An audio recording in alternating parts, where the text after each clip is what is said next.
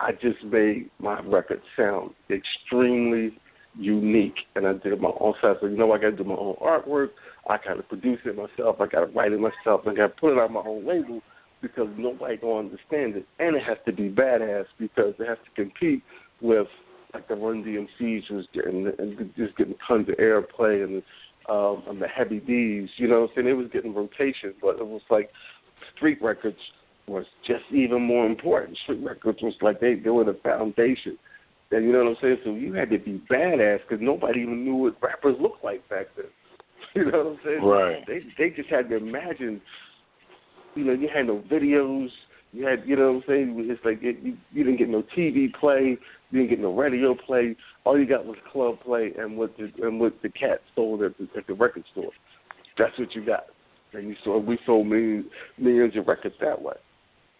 Yeah. So that's yeah. What's amazing too is so many people were influenced by Ice-T. You know what I'm saying, including NWA, Eazy-E. They all said they were, but Ice-T said that you influenced 6 in the Morning with PSK.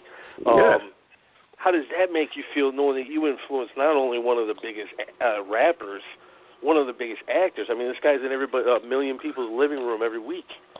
How does that make you feel, knowing that you influenced him? Well, it's like, it come through a time it was like really only 15 national rappers.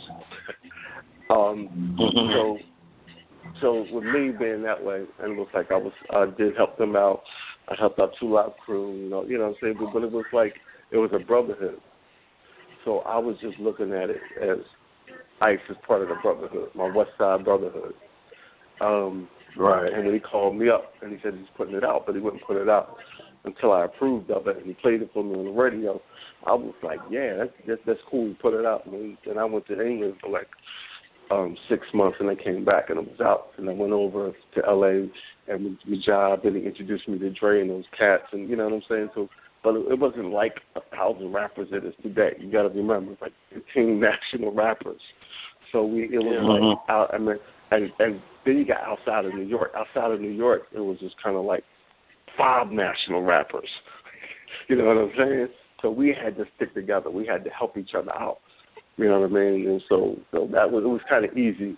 It was easy for me to help somebody else. And this was way before the East Coast and West Coast wars. It was way before that. So it was just like there was more unity. It was a lot more. Yeah, it was like a fraternity almost, to say, like everybody just looking out for everybody because y'all doing the same type of shit. Yeah, it was a fraternity. You're right. It was a fraternity, and we couldn't. It was like, and we knew that nobody else was gonna help us out. Yeah. So that's the cool thing about that. Yeah, you guys, you like you said, Ice-T called you up and got your permission to do that. You know what I'm saying? You guys have more respect for each other, and you paid homage to each other. That's another thing that's kind of missing today. And I don't know what happened. You know what I'm saying? It's almost like these guys, they'll take a style, they'll even take a name. They won't even research it. Like there's this one white dude rapping, he calls himself Ant Banks. The Ant Banks I grew up listening to produced for Too Short. You know what I mean? Right. It's like, Google, motherfucker, at least look. You know what I'm saying? At least look. It's crazy. Well, I think what happened is it's just like, you know what?